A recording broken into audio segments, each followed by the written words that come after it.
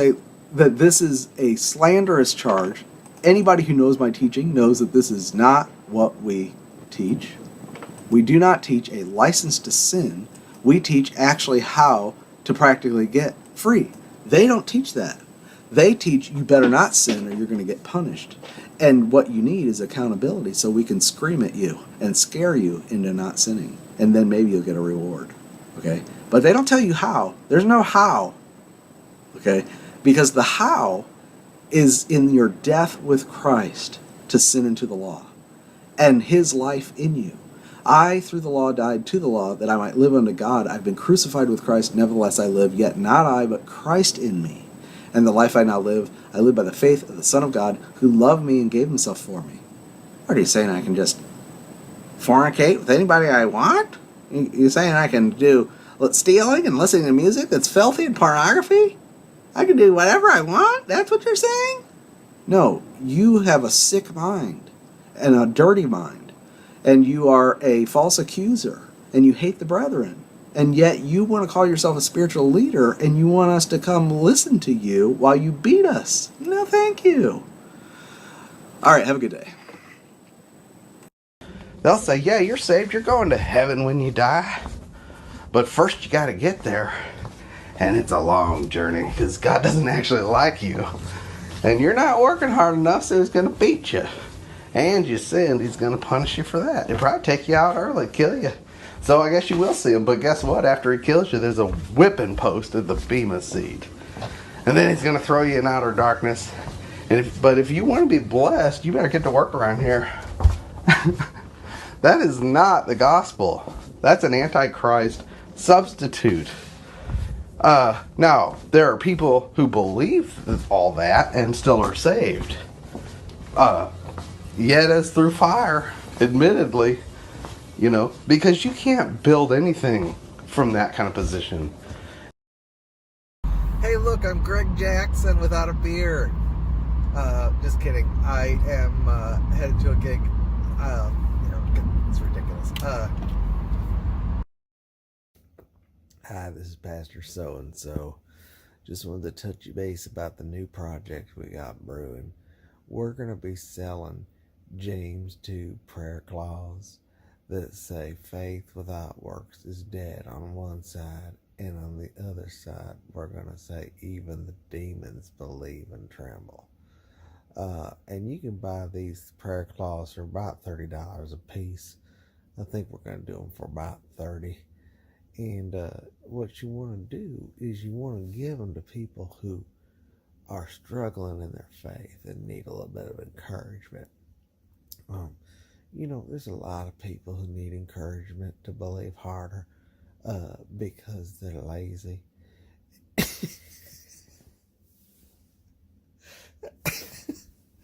And they think they've entered into the rest of God, but they're not doing a lick of work right here.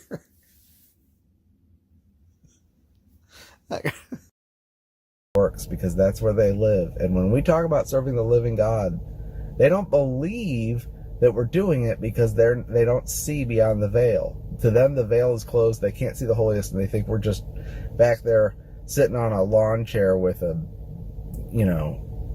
doing heroin. And we've got a bunch of Playboy models, sitting on our lap in the holiest.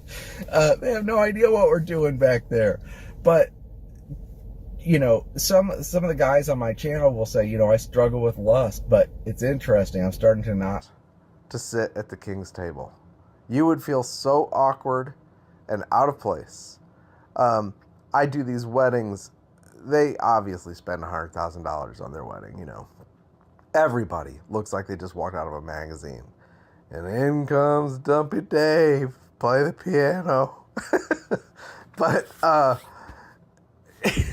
it's so awkward. I know I don't really feel like that anymore, but I have before. It's sad. Most people have been taught that God's discipline is because he's mad at you because you sinned and now he's going to beat you or maybe even kill you. Well, this book is not very long, but it's an antidote that grace-filled messages on discipline, confidence, and discipline is a key to growth. is about how God's discipline is actually to teach you, train you, to run to Jesus Christ as your safe place in any situation, even when you've made the mess.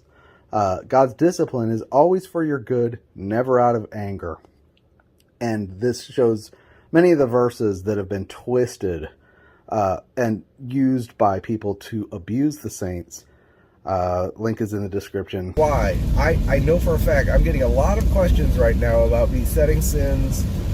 Can you do some messages about overcoming sin? Do you have messages about overcoming sin? You know, the pastors say, well, these people don't want to overcome their sin. They just love their sin. No, that is not true, you jackass. They don't, but they don't have any answer for their situation, and you have been coddled and spoiled, and you never had the situation that they have, or you picked yourself up by the bootstraps and in your own fleshly zeal decided to funnel all of that energy into becoming a dog and an evil worker, and now you're behind a pulpit beating everybody, and you think that's your virtue.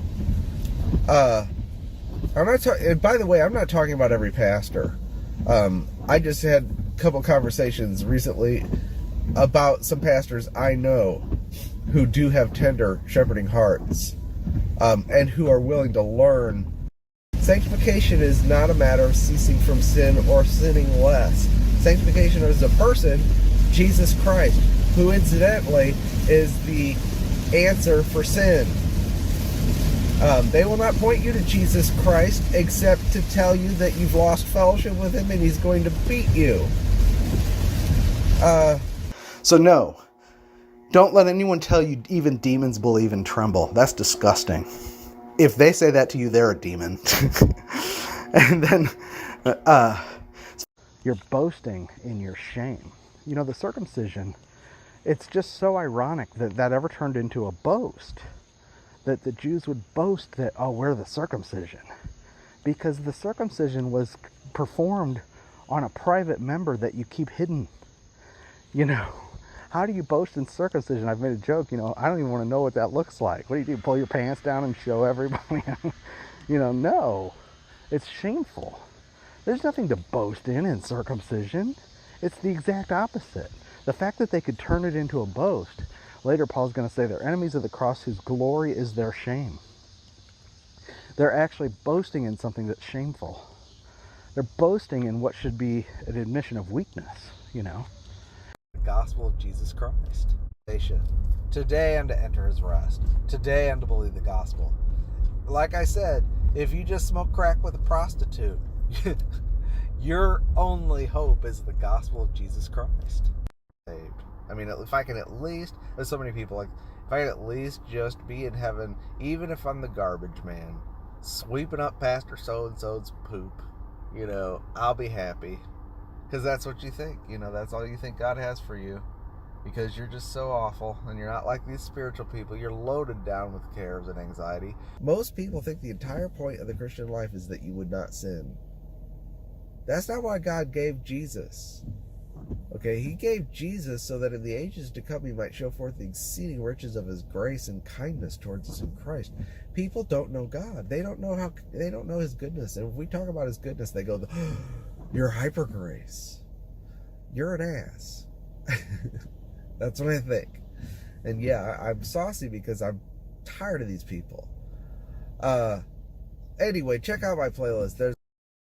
I swear, I've just about given up with David Benjamin. He and his followers are just a bunch of, they're just like a big antinomian pinata. And you just beat them with Matthew 7 and James 2, and just more crap candy comes out for their sycophant circle jerk by followers. Eating that crap candy license to sin. Every time they get a beating, more of that candy comes out. Big antinomian pinata. And they don't recognize the brethren. They're bringing in false doctrine. And they're trying to steal your crown. John is the same one who wrote, "Behold, I come quickly, let no man steal your crown." How are they trying to steal your crown? What is your crown? It's your confidence in the day of judgment.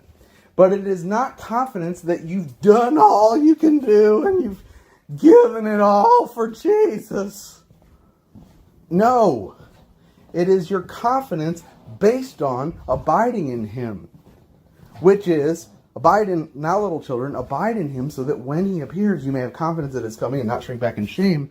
Why would anyone shrink back in shame? They've fallen under condemnation. How did that happen? They were moved away from the hope of the gospel, which is the source of assurance. How were they moved away from it? By those who seduce them. Your life is carnal and worldly. Your daily job and your responsibilities is carnal and worldly. And the only person doing anything around here is me, because I've given my life to stand up here behind this pulpit. I've given my life to be the word, minister of the word, and that's why you need to be paying me to tell you that you better watch out. You may be saved, but you're going to be the garbage man in heaven. Okay? This is not ministry. If the reward was of works, it would no longer be of grace. If you say that the reward or the inheritance is of works, it's not of grace. You are trying to justify yourself and establish your own righteousness. That is Galatian error. And I'm sorry to speak so strongly, but it really upsets me when I see stuff like this, because I know the damage it produces, and they don't care. They do not care. None of them have ever said, oh, wow, I didn't realize how much damage this produces in a believer's life. No way. They say, this guy gets on the internet, this half-baked theological amateur, thinks he knows everything, and just comes out and attacks us all. While we're here working for the Lord, he's out there just, who knows what he's doing in his personal life, because he's got no accountability. He's living a life of sin. Meanwhile, we are the ones serving God, and he's going to find out one of these days. I mean, that's the kind of stuff they say. But that when we say no, I don't have to work for a treat, nor am I afraid of being punished. I'm fine. I do serve the Lord, but I'm not motivated by any of those things, and I'm not going to tell people that that's why they need to serve the Lord, nor am I going to tell them they need to serve the Lord. I'm going to keep dishing out the riches of the feast. They say you're looking for a license to sin, and you've got a false gospel that are preaching that we can't do anything for God. Why do they say that kind of stuff? Because they don't know God at all. They are only motivated by wages and rewards because they don't love God. They have to be hired because they're not interested in the real project. It does not fill them with delight.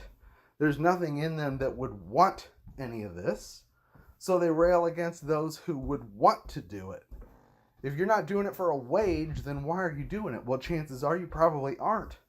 Again, when we talk about the holiest of all, they think that because they're blind and they can't see beyond the veil, they don't understand spiritual things, they just assume we're back there shooting heroin with a bunch of Playboy bunnies, because that's what they'd be doing. That's what law railers are. People who stand in the law are condemning themselves. They're the first ones that you can know are fully condemned. Even though they condemn everybody else, they're the ones under the condemnation just by the fact that they're trying to be justified by the wage system. You can know that they're building with wood, hay, and stubble. You can know that they don't have anything just by what they say and don't say. Anyway, you don't have to dig in their personal business. You can know by what they teach. But, okay, so this is the Lord. They don't know what God's doing. They don't know what the New Testament ministry is. They don't know how God works glory into us. They don't know why he brings us into trials. If you're being brought into a trial, they say it's because God's disciplining you, because of your sin. He's punishing you. You did something bad. Even though you're his child, he loves you. He's going to take you out to the woodshed and beat you. Okay? That's how they think. They have no idea how God works the doctrine of Christ. And when you speak about him, they accuse you of looking for a license to sin, and in the place of his name, insert fornication and murder. What are you saying? I can just murder and commit fornication, do whatever I want? Whenever you say Christ is our inheritance, Christ is the Christian life, he is our sanctification, he is our reward. Apart from him, I've had nothing, and I'm dead to the law, I'm dead to all demand. I'm learning to rest in him, and he is making his home in my heart, and I'm satisfied, even though I'm not doing all the religious crap you want me to do, while you're holding your American flag and,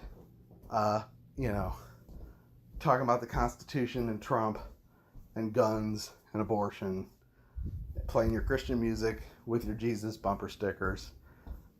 Yeah, I mean, it's just a joke. It's not the word. It is a fallen whore. It's called Mystery Babylon. And she's going to be judged. God hates her. Read that epistle. They love it. And they misinterpret the whole thing. They don't realize that they're the very Antichrist he's talking about. Why did he do that? He called the gospel the commandment. And he said, he does not practice righteousness is of the devil. John MacArthur reads that and says, dang right, they're of the devil. We keep the commandments, And why did he write in that kind of language? And the only people who would have understood that he's actually talking about the legalists in their midst are the ones who understand why Abel was accepted and why Cain was rejected. That's the real leaven behind all of bad doctrine. It's not just to get you to think that Joe Biden's a Nephilim.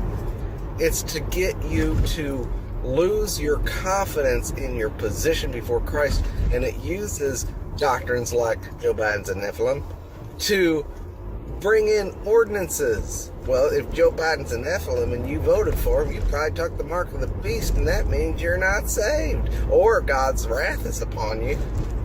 Now, I'm not suggesting voting for anybody, but all of those doctrines that come with the speculation and the wives' tales and the Jewish myths and the that come from seducing spirits and doctrines of demons that are often centered around prophetic speculation. Here he comes, he's in the secret chambers, he's coming next Tuesday.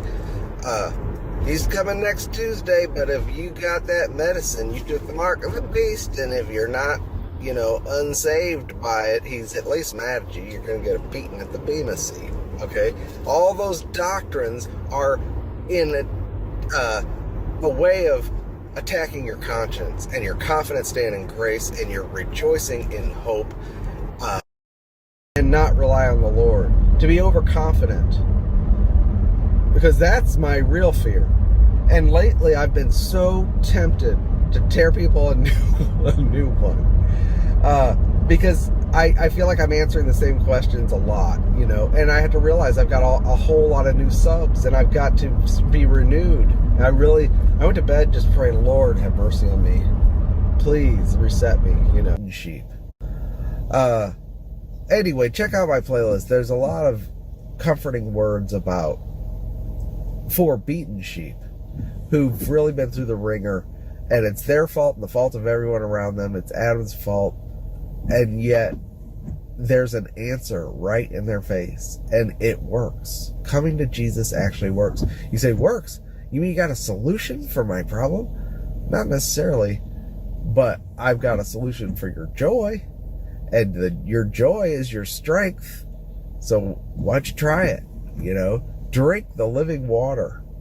Let him dictate what that's going to look like. He may instantly deliver you for something, or you may continue to deal with something, and yet he uses it to keep bringing you to him.